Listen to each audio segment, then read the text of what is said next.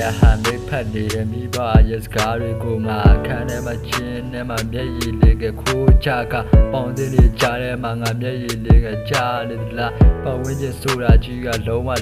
တိတ်ပဲမရှိပါ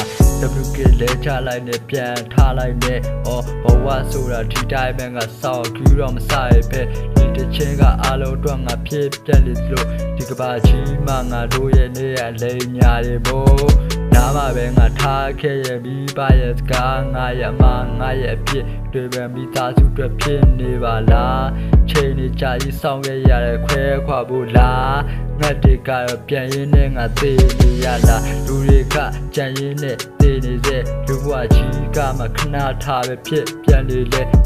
နာကမပါရရှိရဲဆိုတာငါရမတွေ့ရဲပါဘူးဟာငါရဲ့ကြောင်းလေးလဲငါဘယ်သူမှမသိချင်ပါဘူးနေကြတဲ့ဘွားတွေလဲလူငယ်တွေရဲ့ဖြစ်ပြက်နေသလားအောက်ချစ်ဘွားကလူဒန်းစားတွေနဲ့တောင်းစားခြင်းလားဟာခံရတဲ့နဲ့ဘွားလေးပဲထားပြီးပတ်စံဆိုတာလူငယ်ရဲ့ခုံနေပါလား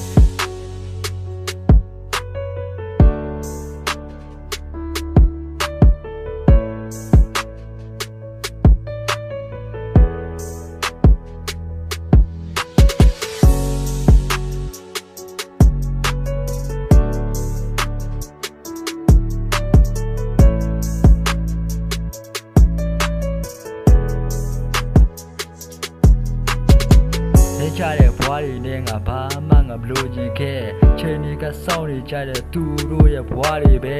ပတ်စံကသူတို့အတွက်တော့လုံးဝကိုခံခဲရမလဲငါတို့ရဲ့ချိန်တွေကအခုချိန်ကြီးငါစောက်လွဲပါပဲဒီတစ်ချိန်ကဘယ်အတွက်ဆိုရင်ဖြစ်ပြက်နေငါရဲ့ဘွားတွေတိတ်တွေနဲ့ကိမကြီးရဲ့နောက်ဘက်ကနောက်ချိုးလေးတွေမင်းတို့ကဘာလုံးနေတဲ့အချိန်တွေကဖြုံးတီးနေသေးခုချိန်ဒီကလေးတွေကစားရလုံးဝမသိနိုင်လေခုချိန်ဒီနာဂတ်တွေကသူတို့ရဲ့ဘွားထဲမှာပဲပတ်စံကခုချိန်ဒီငါသူတို့အတွက်ခက်ခဲတာပဲသူတို့တွေရဲ့နာဂတ်ပါပဲထားလိုက်ပါချင်းနေပါပဲဖြစ်နေတဲ့ကင်မကြီးရဲ့နောက်ွယ်ကဖြစ်ပြနေတဲ့သူဘွားကကြံနေစေဖို့ထားခဲ့တာငါတို့တွေပဲခန်းထဲမှာဒီချင်းတွေကဖြစ်ပြနေမျက်ရည်ကျတယ်သူတို့တွေခံစားရတာငါတို့ရဲ့ဘွားတွေပါပဲလုံးသားတစ်ခုလူချင်းတော့စားလာဖို့ခက်ခဲတာပဲ